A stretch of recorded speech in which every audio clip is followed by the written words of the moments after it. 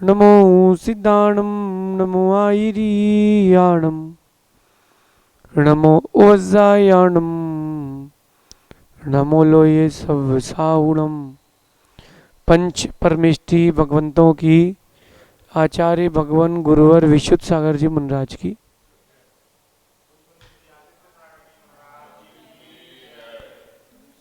या हम सभी अपने जीवन में निरंतर सुख की अभिवृद्धि हेतु नीति के विषयों का श्रवण कर रहे हैं। नीति आपके अंतरंग में गंभीरता को भरती है। नीति जीवन जीने की कला है। कैसे कहना है, कैसे सुनना है, कैसे देखना है, कैसे नहीं देखना है, कैसे सोना है, कैसे जागना है, ये सारी चीज़ें नीतियों के अंतर्गत आती हैं, क्योंकि इससे हमारे दुखों की इति होती है। कुछ लोग जल्दी से झटके से उठते हैं तो उनके खुसका लग जाता है। आड़े तिरछे सो जाओ तो गर्दन रह जाती है। ऐसे ही जब सो के उठते हैं या सोते हैं तो उसके लिए विवेक चाहिए। आज की नीति कह रही है कि जब आप किसी से संभाषण करते हैं तो विवेक चाहिए। जब आप किसी से वार्तालाप करते हैं तो विवेक चाहिए। पहली बार मिले हैं तो कैसे बार वार्तालाप करेंगे, दोबारा मिले हैं तो कैसे वार्तालाप करेंगे। वही साला है जो जीजा जी को जीजा जी करके हाथ जोड़ के घूमता है पीछे पीछे, और शादी के 10 साल बाद दूर से आवाज आता है, ए जीजा जी। पहले वो पास में कहता था, जीजा जी सुनना जरा, और अब दूर से आवाज लगा देता है, क्योंकि अब आप उससे फैमिलियर हो चुके हो। आज की नीति कह रही है कि आपको अपने वचनों पर विशेष ध्यान रखना चाहिए। अगर किसी को डांटना भी है तो अच्छे से डांटो। कम दिमाग के लोगों को जल्दी झटका लगता है।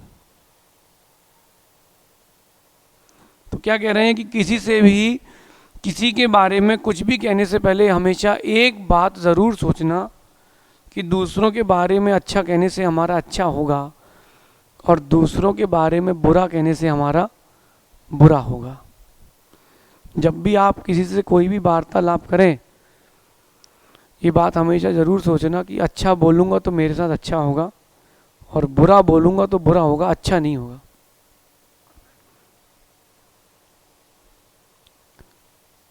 एक समय की बात कहकर के आप लोग आगे चले जाते हो, लेकिन वो कही हुई बात अगर वैर के रूप में उसने धारण कर ली है, भवों भवों तक परेशानी होगी।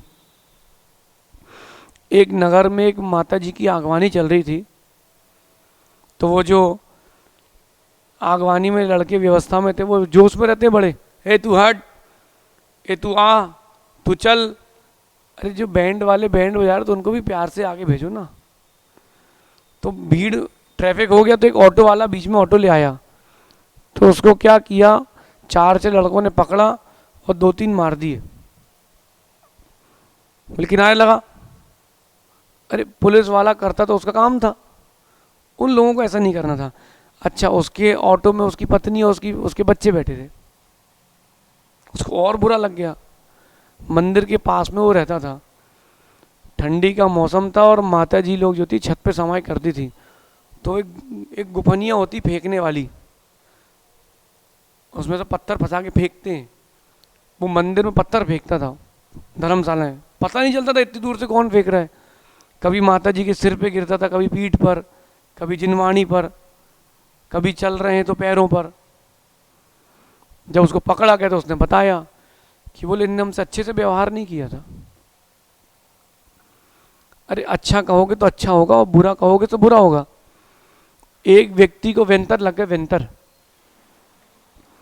तो व्यंतरों में उपकार की भी शक्ति होती है और हिंसा करने की भी शक्ति होती है।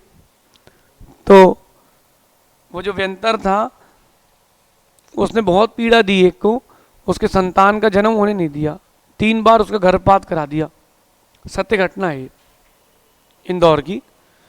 फिर किसी तांत्रिक ने उसको पूछा क्यों, तो बोले मैं पूर्व भाव में किन्नर था और इसने हमें घर से भगा दिया था धुतकार के, नहीं देना था तो मना कर देता, उसने बहुत अपशब्द कह के धुतकार के भगा दिया था। तब से मेरे मन में आ गया था कि इसको सुखी तो रहने नहीं दूंगा। अब आप देखो, विचार करो, अगर वही बात अच्छे से कहते तो शत्रु न बनता, वो व्यक्ति मित्र बन जाता। आज आपका जब भी झगड़ा होता है किसी से, तो बात पहले बात से होती चालू, शब्दों के प्रयोग से बात चालू होती है। कई लोगों का यही काम रहता है कि बनते काम कैसे बिगड़े, तो वो दिन भर अपने शब्दों का ऐसे ही प्रयोग करते हैं। एक बात ध्यान रखना, जो लोग अपशब्द कह कर के जीते हैं, सुनो बेटा ध्यान से, जो लोग अशुभ शब्द कह कर के लिए दूसरों के लिए जीते हैं, वो अगली पर्याय में श्वान जैसे बनते हैं। वो दिन भर भौंकते रहते हैं, उनको कोई सुनना पसंद नहीं करता, सुनना पसंद नहीं करता। गधे को सुना, गधे को, गधे की जब आवाज होती है तो लोग कान बंद कर लेते, उसको भगा देते, भैया जाओ आगे जाओ, अपशगुन हो रहा है। कौआ काँव काँव कर तो लोग बोलते भैया आगे जाओ, अपशगुन हो रहा है। क्यों? ये वही लोग हैं जो दूसरों से प्रीति से बात नहीं करते थे, निंदा पूर्वक शब्द कहते थे, अच्छे से बातें नहीं करते थे, अब उनकी कोई सुनना नहीं चाहता। कहीं ऐसा दिन आपके साथ ना आ जाए, कहीं ऐसा दिन अपने साथ ना आ जाए, इसलिए क्या करें, क्या करें? बोलना सीखें, समय को जानकर, व्यक्ति के व्यक्तित्व को जानकर। एक व्यक्ति ने आचार्य जी से कहा कि बोले ऐसा चुटकी बजा के कि तू ऐसा करता है। अब आप सोचो, किसको उंगली दिखा करके बात कर रहा है वो व्यक्ति? हम लोग सब वहीं थे, आचार्य सिंह का शांत हो जा, तो उस व्यक्ति के दिन बदल गए, उस दिन से माइनस चालू हो गए दिन, उस दिन से उसका। ये विचार करके चलना, अगर अच्छे से कहा है तो विजय भी निश्चित है और मित्रता भी निश्चित है। रामायण हर किसी ने सुनी है। अंत के समय 26 प्रकार की रामायण भारत में उपलब्ध है, उसमें एक रामायण में कथानक आता है, अंत के समय रावण मरणासन था, लक्ष्मण जी को राम भेजते कि जाओ पूछ के आओ कि तेरी हार क्यों हुई, मेरी जीत क्यों हुई। लक्ष्मण गए, बोले भाई ने पूछा है, बताओ कि तुम्हारी हार क्यों हुई, मेरी जीत क्यों हुई। बोले मेरा भाई मेरे साथ नहीं है और राम का भाई राम के साथ है, इसलिए राम की जीत हुई है। और मेरा भाई मेरे साथ क्यों नहीं है? क्योंकि मैंने उससे अच्छे से बात नहीं करी। वो कह रहा था कि राम की स्त्री लौटा दो, लेकिन मैंने क्रोध में आकर के उसको अपशब्द कह के घर से निकाल दिया। बुद्धि भी गई, भाई भी गया, सत्ता भी गई, सेना भी गई, मान भी गया और नाम भी गया, यश भी गया, कीर्ति भी गई। अरे अच्छे से बोलो तो क्या चला जाएगा।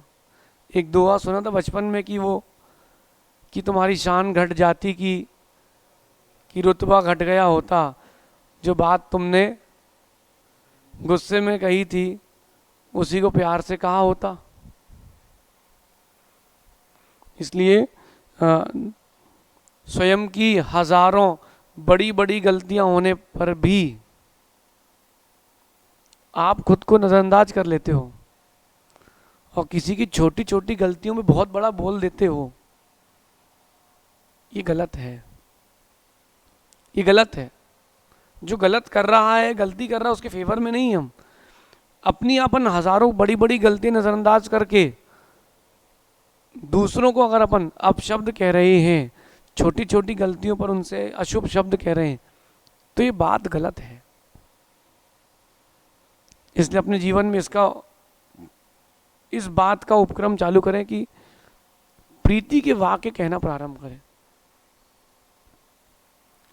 अप्रीति से बोलने से पुत्र भी शत्रु हो जाता है, जिसको जन्म दिया वो भी शत्रु हो जाता है। प्रीति प्यार से बोल दो ना। माना कि आपको बोलना है कि बेटा भी शांत बैठो, और आपने बिल्कुल अपशब्द कह दिए कि ऐसे ऐसे बच्चे तो पैदा ही ना हो, पैदा होते ही मर जाए। उसके अंदर द्वेष बैठ गया कि मेरी माँ मुझे जिंदा ही नहीं देखना चाहती है, और कहीं उसने लटक के आत्महत्या कर ली तो नहीं। धैर्य के साथ विचार करके आगे का सोच के बोलें कि हमारे इस वक्तव्य का भविष्य में क्या प्रभाव पड़ेगा। कई बार माँ बच्चे को डांटती है, पीटती भी है, बैर के लिए नहीं, उसके अच्छे के लिए। बच्चे को इस बात को समझ करके बैर नहीं ले लेना चाहिए, और माँ को ये बात समझना चाहिए कि कहीं वो बैरी ना बन जाए, कहीं वो बैरी ना बन जाए।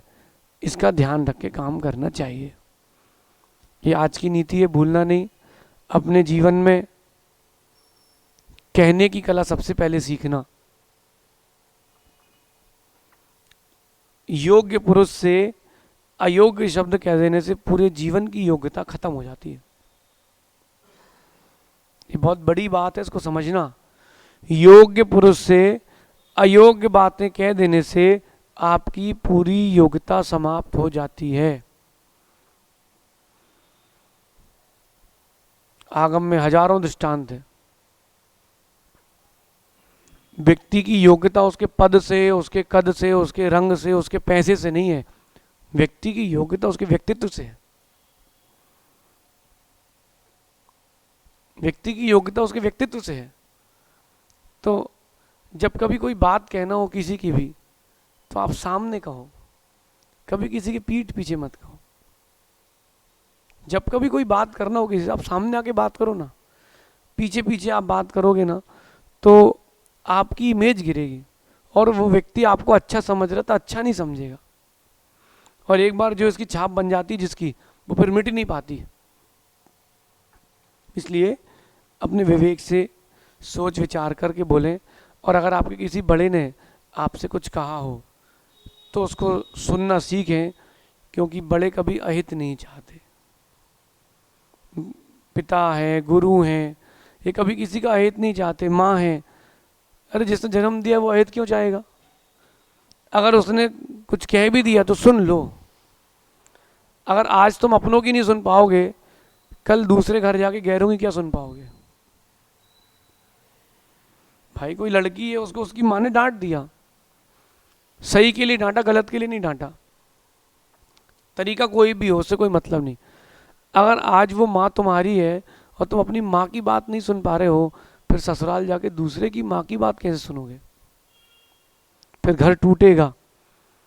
कुछ लोगों की आदत होती है, आपने कुछ दिन पहले बिहार में सुना होगा, 1-2-4 दिन पहले, हमसे तेज आवाज में नहीं बोलो आप। अरे भाई, तुमसे अगर कोई तेज आवाज में भी सही बात कर रहा है तो उसको भी स्वीकारो, ये भी दूसरा पक्ष है। ऐसे में तुम कभी जी नहीं पाओगे सबके साथ, तुमको अकेले जीना पड़ेगा अकड़ू बन के। इसलिए सबको अपने विवेक की जागृति करना चाहिए, और भाषण की पद्धति, आलाप की पद्धति पर विशेष विचार करना चाहिए। आज की नीति है, इसको भूलना नहीं।